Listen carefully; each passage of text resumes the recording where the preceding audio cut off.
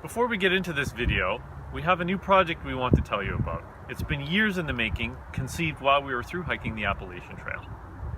If you're watching this video, you probably enjoy real-life adventure stories, reading them, following them, maybe even writing your own. The project is called Outsideways. Outsideways is an adventure journaling platform for outdoor enthusiasts to share their adventures with family, friends, and the world. So whether you are into hiking or backpacking, canoeing, Skiing, snowboarding, cycling, pack rafting, whether you are out for the afternoon, the day, or the weekend, or maybe you're out for a week or months-long adventure, Outsideways is the place to share the stories and share your pictures of your adventures.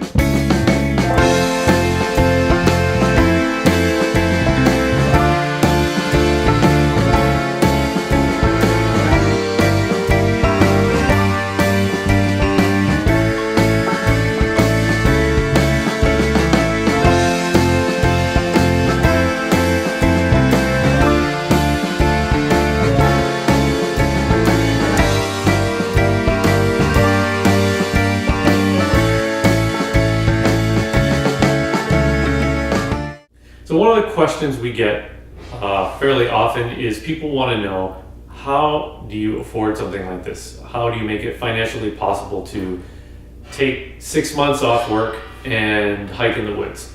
And it's not something that you can do overnight. At least it hasn't been for us. This is something we've done for we've had in the planning process for many years. And so what we are doing today is we are moving. And so we rent the place we are in, but we're moving out, moving our things into storage, and trying to get our monthly burn rate as low as possible. So that means we don't have a mortgage, we don't have utilities, any of those kinds of things. So we can focus just on the expenses we will have for the trail, which will primarily be food. And so that is a significant way in which we are able to afford this. The other thing we are doing, which is a bonus which we hadn't really anticipated when we originally planned this hike, but we are going to be, we've already got our housing arranged for when we return. We are going to be moving into our friend's home and house sitting for them for 9 months when we get off the trail, so that their family can do a travel adventure. So that's kind of a cool thing to have that all lined up in advance.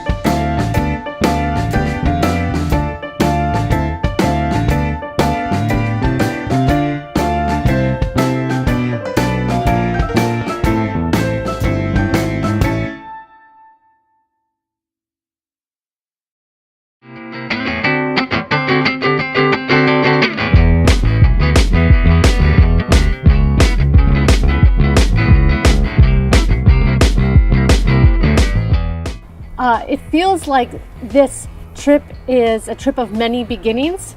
There's been, we have to stage our way down to Georgia because we live in Canada. We live in Quebec. We first of all, the first part of our journey was driving from Quebec down to Maine. And in Maine, we had some more gear that we had here that we had to add to our packs and consolidate. And we did that at 2 different friends' houses. We stayed with 2 different friends while we were in Maine and lost some socks. I think in the process, the socks have been this ongoing saga of the kids' socks. So we went from Quebec to Maine, and now we're in Maine, and now we're making the journey down to Georgia. And we will go from Maine to Washington, D.C., stay the night there, and then go from Washington, D.C. to Georgia and be there for a couple nights, regroup again, getting our first food order together and getting our food for the trail. We have everything, all of our gear now in our packs and our clothes, and now it's just to add the food. And then we'll really start. It feels like there's been many starts. Started when we moved all of our stuff, and then started when we drove down here, and started when we crossed the border, and again starting our journey down to Georgia. And very soon, in a few days, we'll truly start the trail. We will get at Springer Mountain and really start. We're very excited, a little bit nervous. I still have 2 days of driving to get to that spot, but I think we're mostly ready.